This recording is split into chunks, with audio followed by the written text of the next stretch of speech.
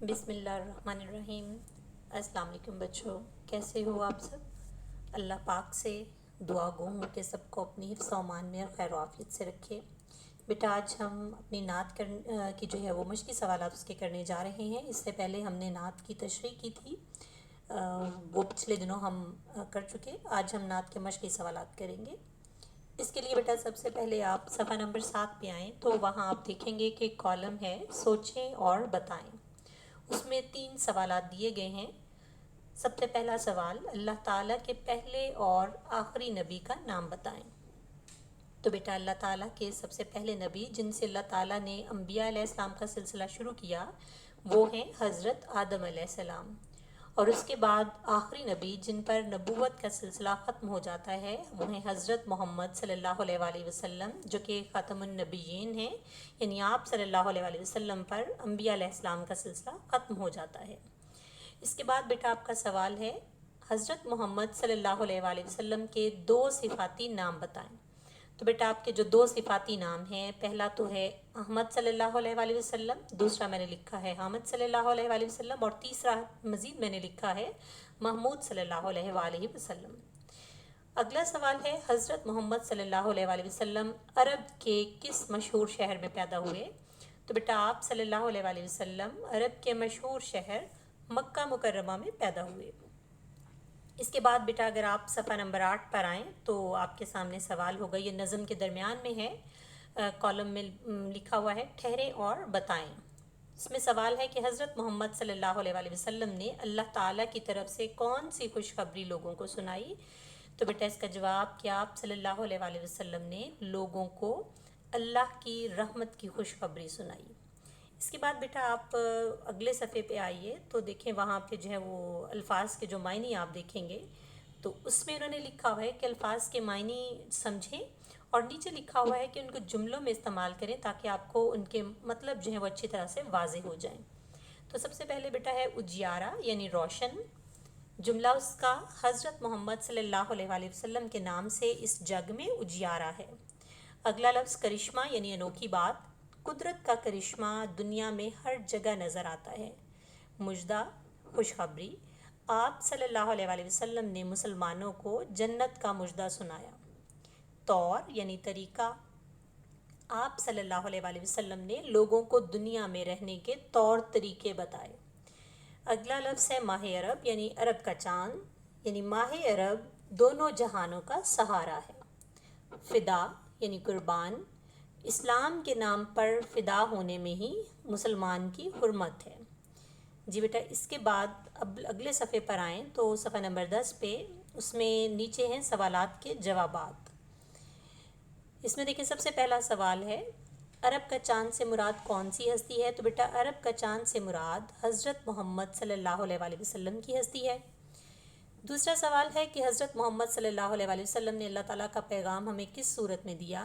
تو بیٹا آپ صلی اللہ علیہ وآلہ وسلم نے ہمیں اللہ کا پیغام دین اسلام کی صورت میں دیا۔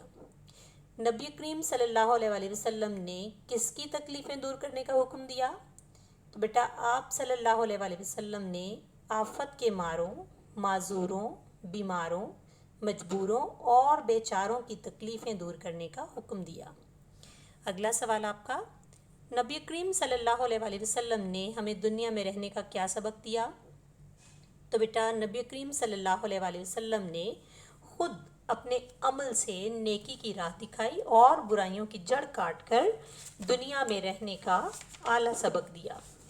ٹھیک ہے بیٹا اس کے بعد آپ کا سوال ہے سوال نمبر 5 اس کا کہ اس نعت کا دوسرا بند کاپی میں خوش خط لکھ کر اس کی نثر بنائیں۔ تو بیٹا یہ خود سے آپ نثر بنائیں گے، نثر آپ کو معلوم ہے کہ شعری صورت میں نہیں ہوتی، اس کو آپ خود سے جو ہے وہ بنائیں گے، ٹھیک ہے۔ اگلا سوال آپ کا صفحہ نمبر جو ہے وہ آپ 11 پہ آئیں تو اس میں جو ہے وہ دیا ہوا ہے کہ نعت میں سے 5 اسم نکرہ اور 5 اسم معرفہ چن کر لکھیں۔ تو بیٹا اسم نکرہ آپ کے سامنے ہیں، پہلا ہے دیوار، بھائی، معذور، بیمار، جڑ اور سبق۔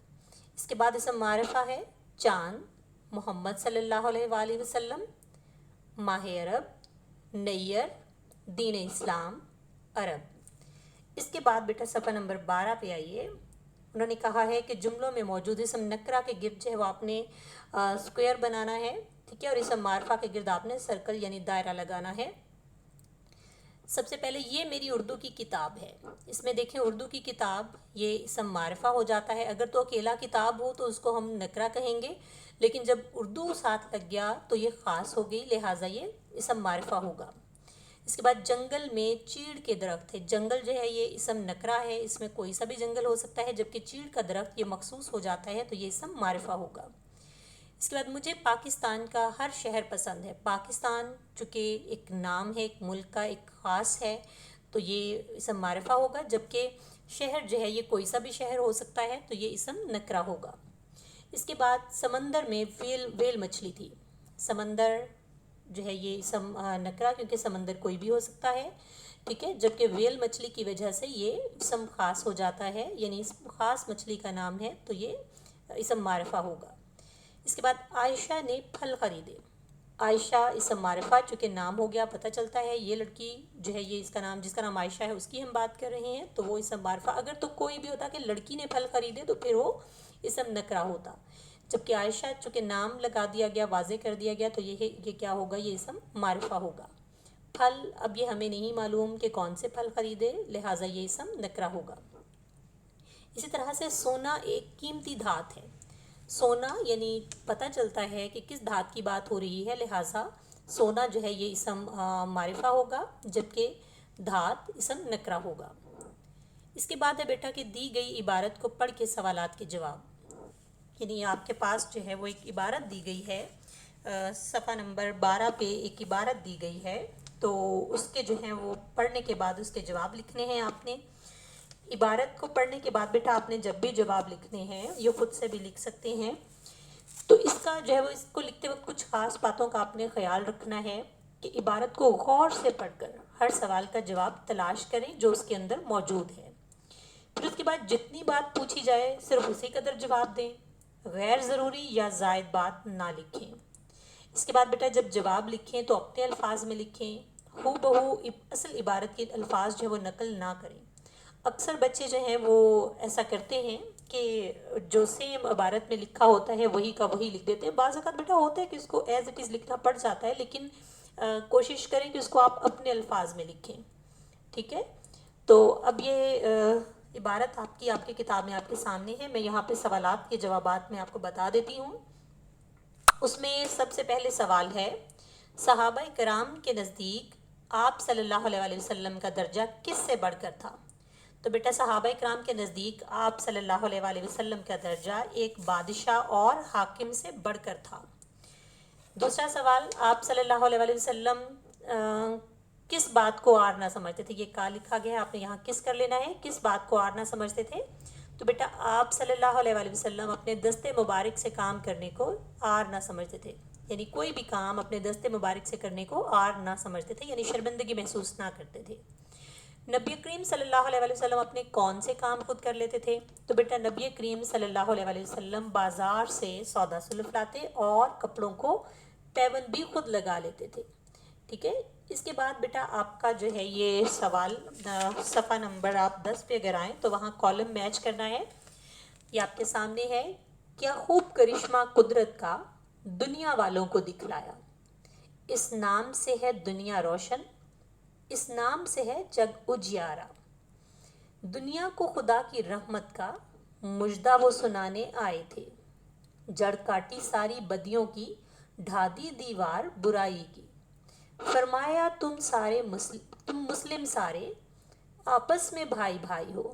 اس کے بعد بیٹا سوال نمبر 3 ہے کہ مصروں کے سامنے دیے ہوئے حروف کی ترتیب درست کر کے الفاظ بنائیں اور خالی جگہ پر کریں. تو بیٹا یہ دیکھیں کہ لفظ لکھے ہوئے تھے وہ بے ترتیب تھے، ٹھیک ہے، آپ نے ان کو درست کرنا اور اس کو جو ہے وہ لفظ بنا کے وہاں پہ لکھا. تو آپ کے سامنے ہے، اللہ نے اپنی رحمت سے. دوسرا ہے، اور دین ہمیں اسلام دیا. تیسرا ہے، ہو جائیں فدا اس نام پہ ہم. چوتھا ہے، ایمان کی بھی دولت بخشی. پانچواں، اللہ کا بھی پیغام دیا.